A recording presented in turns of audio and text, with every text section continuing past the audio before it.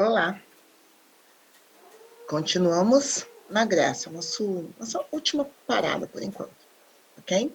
Vem do nosso último filósofo clássico, que é Aristóteles.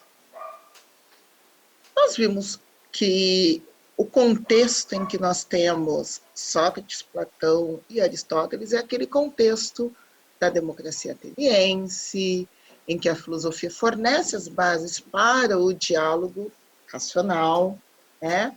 Vimos sobre Sócrates e como ele foi condenado pela democracia ateniense.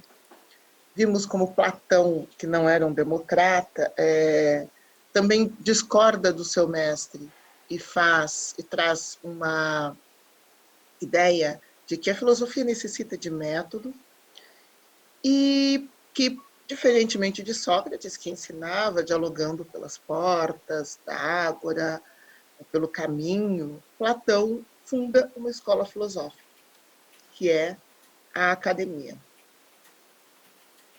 Agora nós chegamos a Aristóteles, que foi discípulo de Platão. Vamos ver?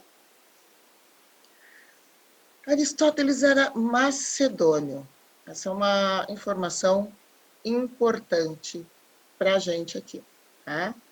Que ele era de Estagira, na Macedônia. Ele não é ateniense.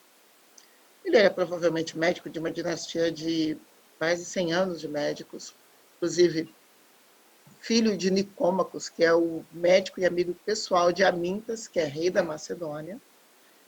E o Aristóteles mesmo trabalhou para Filipe da Macedônia e foi tutor de um menino, um moço, um rapaz chamado Alexandre, que se tornaria Alexandre o Grande. Quem quiser conhecer um pouco mais da história, do lugar onde Aristóteles viveu, pode acessar este site aqui, Timos Aristoteles, está em inglês. E aí a gente consegue fazer uma espécie de visita virtual às escavações de Estagira, que hoje é Stavros, na Grécia, ok? Bom, algumas coisas que são interessantes sobre a cidade. Estagira não é Atenas, mas também não é nada tão distante assim, né? Aqui está Estagira. É uma cidade que tinha sido ocupada por Xerxes, né? Xerxes era persa, tá?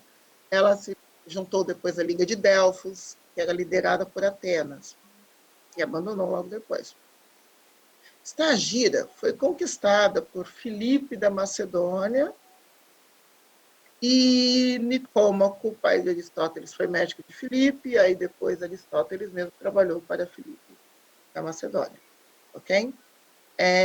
Então, aqui está Estagira. A gente pode ver que ela está aqui próxima de Abdera, mas essas distâncias mais ou menos 300 quilômetros. Tá? Olha, Atenas, então, Estagira e Atenas estão aqui, ok? Aqui uma foto das escavações de Estagira, onde havia havia essa relação com Aristóteles, né, de pátria natal, de lugar onde ele conviveu com Filipe. Bom, Aristóteles sai de Estagira e vai para Atenas, e lá ele se torna membro da Academia de Platão. A Academia de Platão, que tinha cursos abertos para o grande público e cursos fechados.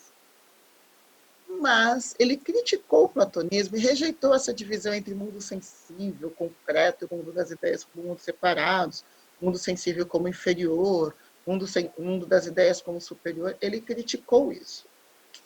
E ele também fundou o Liceu, uma outra escola filosófica, né, com cursos restritos, manhã e tarde, uma escola concorrente da academia. Ele era conhecido como peripatético. Mas como assim peripatético? Bom, ele costumava ensinar andando. A escola dele tinha um grande espaço, a gente vai ver que isso tem a ver com a própria forma como ele pensava o mundo sensível, ele valorizava. Então, ele costumava caminhar entre as árvores, entre as esculturas, para observar o mundo afora. Então, peripatético quer dizer do caminho, ok? Peri, através, pateu, caminhos. Peripatético, do caminho. Então, lembrando aqui, nós temos o Platão funda a academia e o Aristóteles funda o Liceu. São duas escolas filosóficas importantes no mundo antigo. Bom, o que mais que o Aristóteles faz? Ele gostava muito de livro. Imagina que numa época de pouquíssimos livros, que é muito difícil ter livros, porque, pouca gente sabia ler, pouca gente sabia escrever, e eram caríssimos e não eram facilmente reprodutíveis. Ninguém chegava e digitava, nem podia imprimir. Então, era um a um, escrito à mão, em peles, etc. O Aristóteles criou uma biblioteca. Isso mesmo. E um sistema de classificação, porque ele tinha muitos livros. Valia muito, gastou muito dinheiro em livros. E o primeiro zoológico, o primeiro grande zoológico.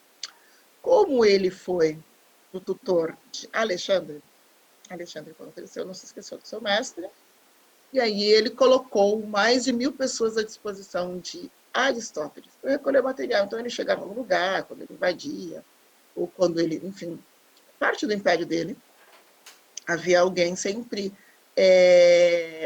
dedicado a recolher animais diferentes e transportar até Aristóteles. E também doou equipamento de pesquisa, né, para Aristóteles, uns 800 talentos na época, hoje seriam 4 milhões de dólares. Boa coisa se fazer com o professor, né? Não se esqueçam de nós, quando ficarem ricos. Ok? Então, ele providenciava animais, providenciava livros, pedras, tudo mais. Mas por quê?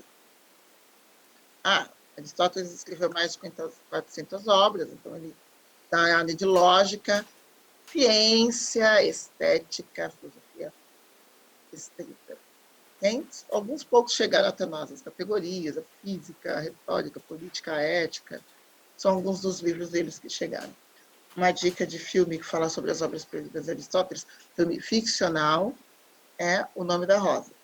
Uma dica de livro também é O Nome da Rosa, aqui, O Nome da Rosa. Um livro de Umberto Eco, maravilhoso, um livro policial. E tem um filme também.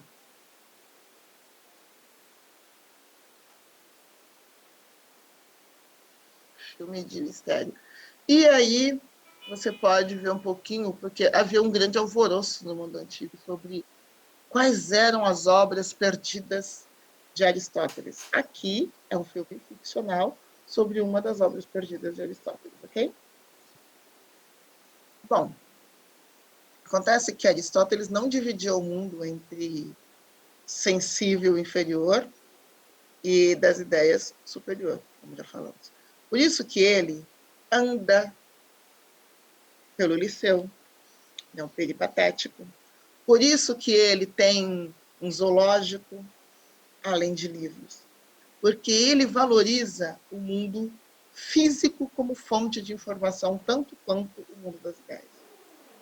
E nessa valorização de mundo físico, ele divide, não entre sensível e das ideias, mas ele divide entre essência, usia, que faz com que o objeto seja o que é, aquilo que permanece, certo? Em qualquer um dos materiais, dos objetos e dos seres que existem. Existe uma essência, uma usia. E acidente é aquilo que varia, aquilo que muda. Um objeto, ele tem as duas coisas para Aristóteles. Tá?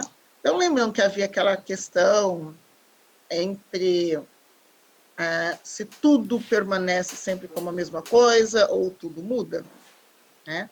Pantarrei, do Heráclitos e Parmênides dizendo que aí Aristóteles vem e fala, peraí, tem alguma coisa que permanece ao longo de todo o processo? Algo que faz com que um humano, por exemplo, por mais que ele tenha mudanças e intervenções, permaneça como é. E acidente. Aquilo que muda. Muda a cor de cabelo, os óculos, muda o idioma que fala, nós envelhecemos. Mas permanecemos. Então, isso é a diferença entre essência e acidente para Aristóteles. As características que um objeto tem estão ligadas a essa classificação também. Aquilo que é essencial é considerado necessário, ou seja, não pode deixar de ter aquilo para ser considerado o que é. Então, a gente pode pensar no que é qual é a essência de algo, é aquilo que é necessário. Se você tirar, ele não pode mais ser classificado daquela forma. E contingente é aquilo que muda. Tá? É aquilo que varia conforme o tempo e o lugar. Outra distinção que ele faz para explicar esse processo de mudança é o ato e potência. Ato é o que o objeto é neste momento. Um exemplo é a semente do cacau. A semente do cacau, ela é a semente de cacau. Num tempo X. Num tempo futuro, ela pode ser, ou seja, em potência, o que ela é potencialmente, ela tem o potencial de se tornar, ela pode ser uma nova árvore de cacau, uma semente dessa pode ser plantada e dar origem a um cacaueiro, por exemplo. Ou ela pode passar por um processo de torrefação, moagem, e se tornar chocolate, que vai parar nos nossos brigadeiros. Tudo isso vem da semente de cacau. Então, a semente de cacau, ela, em ato, ela é semente de cacau. Em potência, ela pode ser um novo cacaueiro, ela pode ser chocolate, ela pode ser mais coisa. Tá? Então, trabalhando essa questão do ato e da potência, Aristóteles também vai trabalhar a questão da causalidade. A teoria das 4 causas. Ele fala que há 4 formas como eu posso lidar com um objeto e defini-lo e classificá-lo. Causa formal. A forma, o modelo, aquilo que faz com que ele seja o que é, que o define. Por exemplo, o que é X? O que é um bolo de chocolate? O que é algo? É um bolo de chocolate, eu defini. É um bolo de chocolate, ok. Causa material, o elemento que o constitui, ou seja, do que é feito. Então, se eu pegar o exemplo do bolo de chocolate, eu pergunto de que é feito o bolo de chocolate? Qual é o material dele? Ele leva ovos, leva farinha, leva cacau, chocolate. O que ele leva? Do que ele é feito? Causa eficiente, a fonte da mudança, ou seja, como é que foi a transformação, como é o processo. Então, eu tenho o que é bolo de chocolate. Do que é feito? Ovos, açúcar, leite e chocolate. Agora, como ele se transformou em bolo de chocolate? Se eu pegar ovos, açúcar, leite, farinha, separadamente, eles permanecem como são. Né? Eles têm o potencial de se tornar bolo de chocolate se passarem por um processo. Tem que misturar, tem que bater, tem que assar. Então, é o processo. E essa questão é sobre a causa eficiente. Ok? Causa final, a finalidade. Para que serve? Então, para que serve o bolo de chocolate? Para colocar na planta? É para enfeitar? Para que ele serve? Então, vejam 4 perguntas. O que é, do que é feito, como ele se transformou e para que serve? São as 4 causas. Causa formal, o que é? Causa material, do que é feito? Causa eficiente, como ele se transformou nisso? E causa final, para que serve? Ok? Essa é a famosa teoria das 4 causas de Aristóteles. Muito obrigada. E nos vemos na próxima semana.